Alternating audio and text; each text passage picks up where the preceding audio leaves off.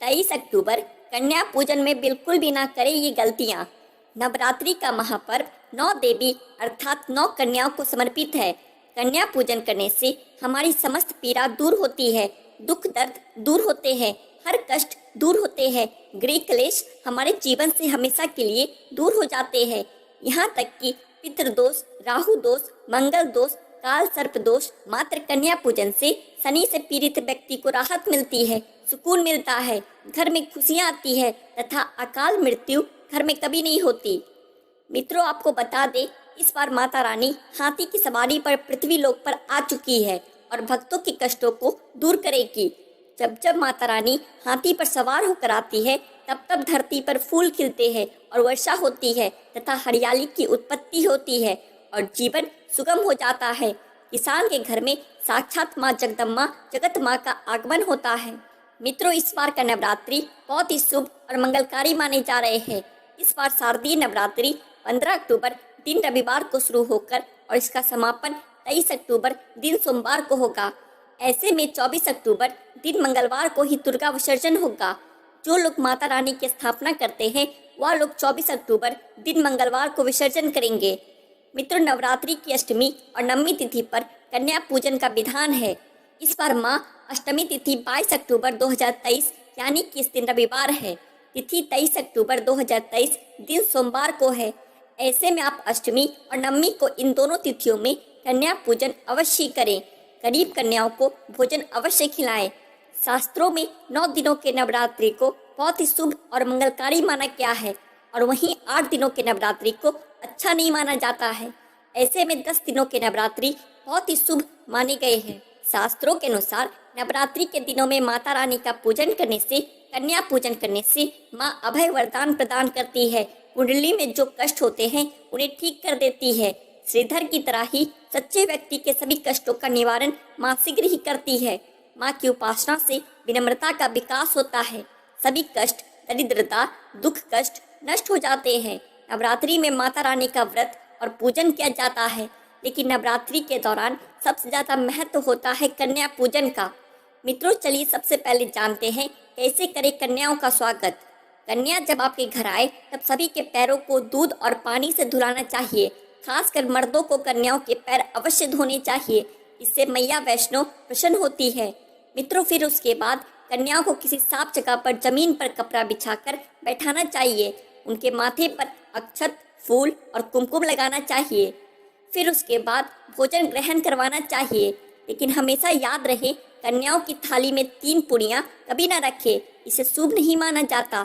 3 पुड़ियाँ तथा 3 रोटियाँ मरने वाले व्यक्ति के लिए दी जाती है और जेल में कैदियों के लिए दी जाती है। ऐसे में कन्याओं को उनकी थाली में 3 पूड़ी कभी ना दे, लेकिन 1 और 2 करके पूड़ियाँ दे सकते हैं। इससे 3 संख्या बढ़ जाती है और दोष भी नहीं लगता।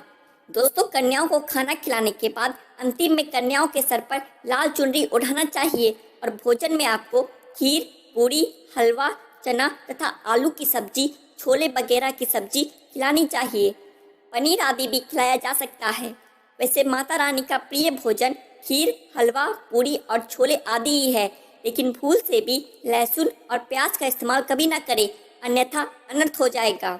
कई लोग कन्याओं को कुरकुरे, चिप्स वगैरह का पैकेट दे देते हैं, जो कि घोर अनर्थ माना जाता है, क्योंकि इसमें लहसुन प्याज का इस्तेमाल होता है, जिसके कारण आपका व्रत खंडित हो सकता है। माँ दुर्गा क्रोधित हो सकती है।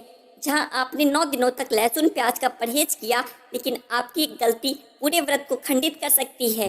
कन्याओं को डब्बा बंद कोई भी ऐसी चीज ना खिलाए जिसमें लहसुन प्याज होता है। कई चीजें ऐसी होती है मार्केट में जिसके अंदर लहसुन प्याज का इस्तेमाल होता है।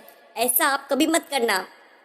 दोस्तों, कई लोग कन्या पूजन में खाना घर पर नहीं बनाते और मार्केट से रेडीमेड लाकर ही खिलाते हैं तथा दही जलेबी खिलाते हैं, जो कि शुभ नहीं माना जाता। मित्रों, ऐसा खाना वो लोग खिलाते हैं जिनके घर में मान लीजिए कोई दुर्घटना आदि हो गई है या घर में कोई बीमार है या कोई मुसीबत है, तब वह ऐसा करती है। लेकिन अगर आप स्वस्थ है, आपको कोई पीड़ा नहीं है, तो ऐसा भूल कर भी नहीं करना चाहिए। माता रानी दही जलेबी नहीं, आपके हाथों का बना भोजन खाना चाहती है, आपका प्यार चाहती है। फिर चाहे आप घर में एक ही पूरी क्यों ना बनाए माता के लिए, पर आप स्वयं ही अपने हाथों से माता रानी को भोजन खिलाएं। देखिए, भले ही आप दही जलेबी खिला सकती है, परंतु माता को घर का बना हुआ शुद्ध भोजन ही अति प्रिय है। खासकर नवरात्रों के दौरान घर में पका खाना अवश्य बनाना चाहिए। माता रानी बहुत प्रसन्न होती है। घर का बना पका खाना ही कन्याओं को खिलाना चाहिए। हमेशा याद रखें, कन्याओं को प्लास्टिक से बनी प्लेट में खाना नहीं खिलानी चाहिए। ऐसे बर्तन पूजा पाठ के लिए शुभ नहीं, अशुभ होते हैं। प्लास्टिक के ज़्यादातर बर्तन जानवरों की हड्डियों द्वारा बनाए जाते हैं, इसलिए ऐसा मत करना। कन्याओं को हमेशा स्टील के बर्तन या पत्तों से बने बर्तनों में भोजन कराना चाहिए। बहुत ही शुभ माना गया है। अगर पेड़ के पत्ते में भोजन कराते हैं तो माता अभय वरदान प्रदान करती है। दोस्तों, एक और बात हम आपको बताने वाले हैं कि यदि नवरात्रों के समाप्त होने के बाद यदि बीच में कन्या पूजन में शुक्रवार का दिन पड़ जाए तो कन्याओं को खट्टी चीज नहीं खिलानी चाहिए, क्योंकि शुक्रवार का दिन माता संतोषी को समर्पित होता है और माता संतोषी नवरात्रों के दिनों में सक्रिय अवस्था में होती है, यानी वह भी 9 देवियों के साथ आपके घर में आती है। इसीलिए अगर कन्या पूजन भूल कर भी शुक्रवार के दिन पड़ जाए तो खट्टी चीज घर में नहीं बनाना चाहिए और कन्याओं को भी खट्टी चीज नहीं खिलाना चाहिए। घोर पाप लगेगा, आपका सब किया कराया बर्बाद हो सकता है। खट्टी चीजों से माता संतोषी रुष्ट हो सकती है, आपको श्राप दे सकती है, इसलिए नादान न बने मित्रों। भोजन कराने के बाद कन्याओं की थाली में एक लौंग जरूर रखना चाहिए, क्योंकि लौंग देवी शक्ति तथा दुर्गा माँ को बहुत प्रिय है। लौंग माता शक्ति का प्रतीक होती है। लौंग में नव दुर्गा निवास करती है। इन 9 दिनों में माता रानी को लौंग का भोग भी लगाया जाता है, तो खाना खाने के बाद कन्याओं को लौंग अवश्य अर्पित करें। माता रानी को अमृत से बढ़कर लौंग प्रिय है, इसलिए कन्याओं की थाली में चुपचाप एक लौंग रख दे, आपका भाग्य चमक जाएगा। माता लक्ष्मी आपके जीवन में धन की कोई कमी नहीं होने देगी। चलिए मित्रों, अब आपको बता दें कि कन्याओं को उपहार में क्या दें। कन्याओं को खुश करने के लिए उनकी थाली में दक्षिणा डालें, ताकि आपके घर में संपन्नता बनी रहे तथा धन की कोई भी कमी ना हो। कन्या जब आपके घर में खुशी खुशी धन लेकर जाती है तो वह भी आपको खुशी खुशी कई गुना धन प्रदान करती है। इस समय कंजूसी मत करना, खुशी खुशी कन्याओं को धन अवश्य देना। आप चाहे तो कन्याओं को कोई सुंदर गिफ्ट भी दे सकते हैं। शास्त्रों में बताया जाता है कि कन्या जितना खुश होती है, माता रानी उतना ही जल्द फल की प्राप्ति प्रदान करती है। ऐसे में आप कन्याओं को चॉकलेट बॉक्स दे सकते हैं, खूबसूरत कपड़े दे सकते हैं। याद रहे, काले कपड़े ना दे और स्टील के बर्तन भी गिफ्ट के तौर पर दे सकते हैं। याद रहे कि कन्याओं को लोहे का कोई भी सामान नहीं देना चाहिए, नहीं तो राहु केतु का प्रभाव आपके जीवन में प्रवेश कर जाएगा।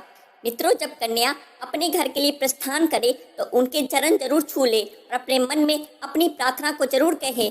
सच्चे दिल से मांगी हुई मुराद माता रानी अवश्य पूरी करती है।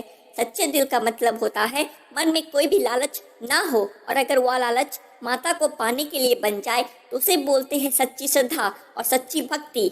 ऐसी भक्ति का के स्वयं 33 कोटि देवी देवता नमस्कार करते हैं। आशा करता हूँ आपको ये जानकारियाँ पसंद आई होगी। ऐसी और जानकारियों के लिए हमारे चैनल को सब्सक्राइब करें। जय माँ दुर्गा।